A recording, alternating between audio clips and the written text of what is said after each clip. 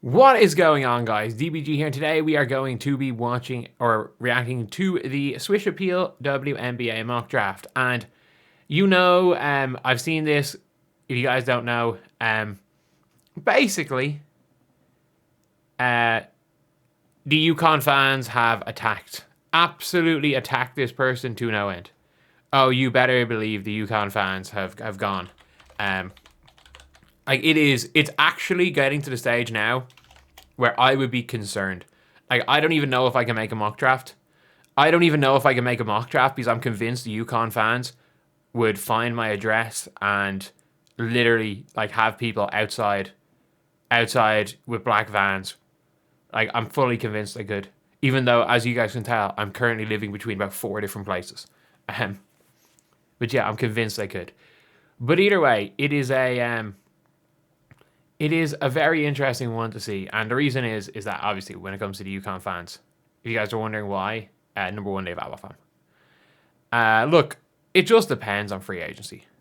We can be real here. We can be, at least on this channel, you can say whatever about biases, yada yada. At least we can actually, we can talk ball on this channel. We can talk ball, and we can talk with purely basketball reasons.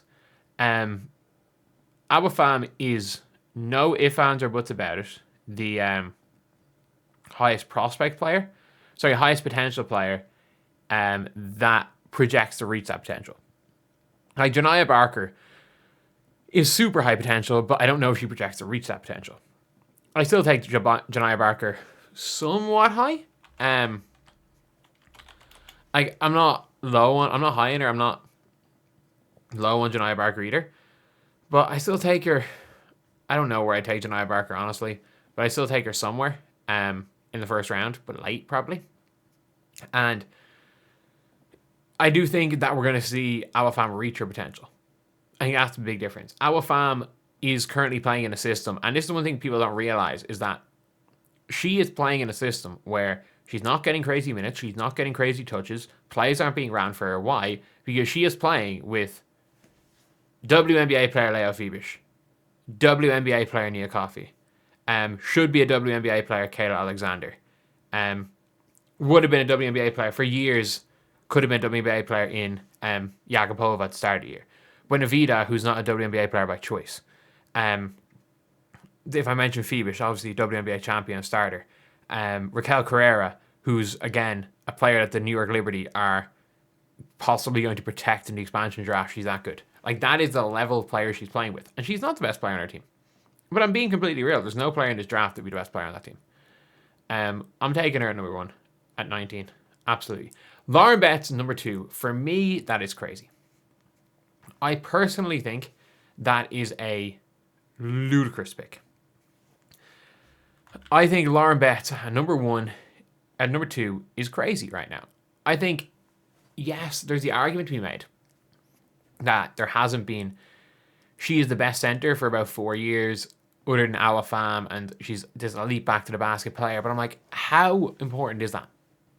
How important is better defensively but slower Camila Cardoso? How important is that player? I mean it. I can be completely wrong with this, but that's a genuine question. How important is it to have that player? I don't know. I have a lot of the same question marks about her as I have about someone like an Audie Crooks coming into next year's draft. I have similar questions to Lauren Betts. If you want a dominant big, it's funny because, Zhang Zhiu's coming in if you just want that slow-footed dominant big. But, is she better than Tiara McCown? I don't think so. That's just my opinion. I don't think she's better than Tiara McCown. And Tiara McCown is out of the league. I don't know if she's better than Kalani Brown. Kalani Brown got DNPs in the finals. We are looking at a situation where I just don't get it. Seattle Storm, Olivia Miles. The Seattle Storm are not passing on easy foot. I mean that they're not passing on easy. Should they pass on easy? No. They're not going to. We have to be completely real here. The Seattle Storm are one of those teams that need a wing. They need a wing pretty bad. And with that being said, like, AZ Foot is that wing, is the exact mold of player they need. Like, when they brought in Brittany Sykes, they didn't need Brittany Sykes. They got worse when they brought in Brittany Sykes. They need a shooter. They need a shooter for that team, especially if they want to win right now. They don't need Skylar Diggins already. They don't need Olivia Moss. They just don't. And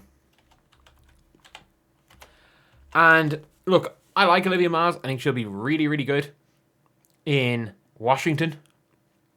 And let her duke it out with freaking, what's her name, Georgia Amore. And by the way, Olivia Moss is better than Georgia Amore. So let them take her. Or let her fall to Chicago if you're Washington. But there's no way. There's no way. The Seattle Storm already traded out of probably getting, at the time, what everyone thought was getting Olivia Moss. You're not going to do it again. Washington Mystics, AZ Food. Yeah. If she's there, you take her. Like, her, Sonia Citron with Georgia Amore, maybe halfway through the year, because I do think Shug Sutton, like, if they want to keep Shug Sutton, you have to, you have to actually, like, take the spot off Shug Sutton. I think Shug Sutton's been that good that, she's been that good that you can't just give her starting spot away. But, yeah, it's an interesting one here when it comes to AZ. But she's an obvious player to take if she's on the board at 4, and she's not going to be on the board at 4. She's just not. Do I think she goes past 2? Maybe. That is a maybe. I don't know if Minnesota take her, but I do also think that there's no way she falls past 3. It's as simple as that. She doesn't fall past 3. And also, I don't think Minnesota pass up on Olivia Moss. I think Lauren Betts is out of here. But if Lauren Betts goes 2, Olivia Moss is not... AZ's not falling past 3. Just in terms of fit, AZ's not falling past 3 by any means. Flau'jae at 5, yeah. Gives them their scoring. Gives them a bit of defense. She's a fucking dog. Shoots the ball really well. And, yeah, I don't mind it. I'm taking Flau'jae high. I would personally... My prediction is that Lauren Betts is going to be on the board, and the Chicago Sky are going to do some dumb shit and take Lauren Betts. And maybe try to trade Camila Cardoso. Maybe just admit defeat with the Cardoso thing and try to trade her. Or maybe they go and trade down. They trade that pick. They get Lauren Betts and trade it as a conditional. Trade the pick conditional for Lauren Betts being there. Maybe something like that happens, but you never know. Yeah, it is an interesting one, but 5, fair enough. Tanaya Latson is the perfect player for an expansion franchise because if she turns back to FSU, Tanaya Latson, and I get it, she's trying to be more efficient. She still can't shoot the ball. Her percentages look good. She's doing it on a low volume of difficult shots, and if she goes to an expansion franchise, she's going to have to take difficult shots. Look, I think she'll be good. She'll be good. Really go for an expansion. Really, really go for an expansion team. Kiki Rice, Portland. You see, I don't like Kiki Rice for an expansion team. I think Kiki Rice is going to be a solid player. I think she's going to be a good bench player. Maybe could start, but I do think Portland is not a place for her for an expansion team. Personally, if I was an expansion team, I would go upside swing. I would take Janiyah Barker. I would take Nell Angloma. I would take one of these upside swings. Honestly. Gabriella Hackways to Golden State. Yeah, she is just the most Golden State Valkyries player ever. I'd love for the Fever to take her, but she's not going past Golden State. Janiyah Barker, the Mystics. Yeah, the Mystics have the ability to take a project. They do, especially because they're probably losing Shakira. They very well might lose Shakira Austin in free agency. And even like she is a restricted free agency, so it'll be a sign and trade.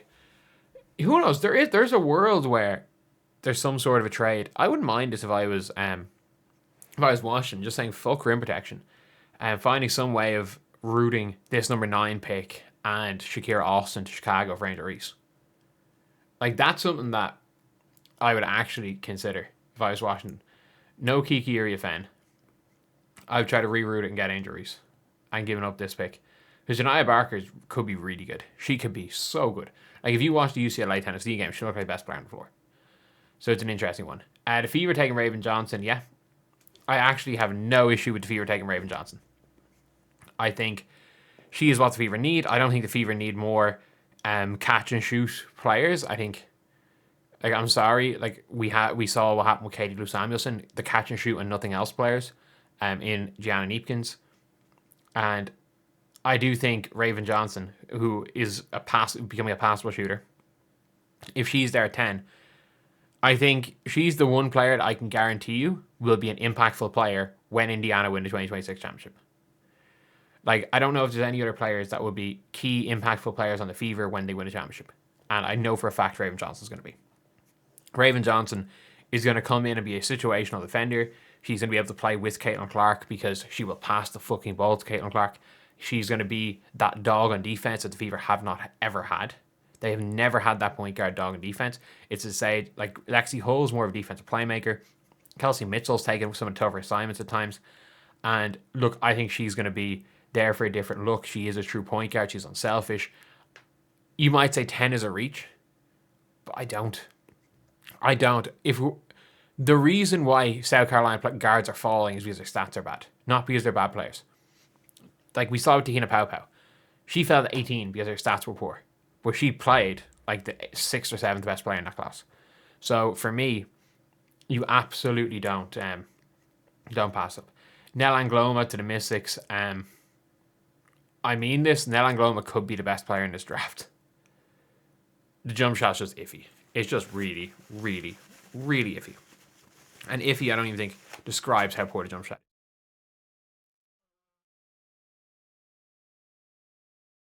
is. Like, she is a much better version of Anastasia Kosu, and she's 19 years old. I'm telling you, she's been one of the best players in France this year. She actually is legit. I'm shocked at how good she's been. She wasn't on that many boards. I've been watching her, and she is somebody that, when it's all said and done, could be the best player in this draft. Likely, no. But there is a world, and you take that risk with an 11th pick, especially someone who you can just stash in Europe. Then you got Gianna Neepkins at 12. I think whoever drafts Gianna Neepkins, you know you're getting a good shooter.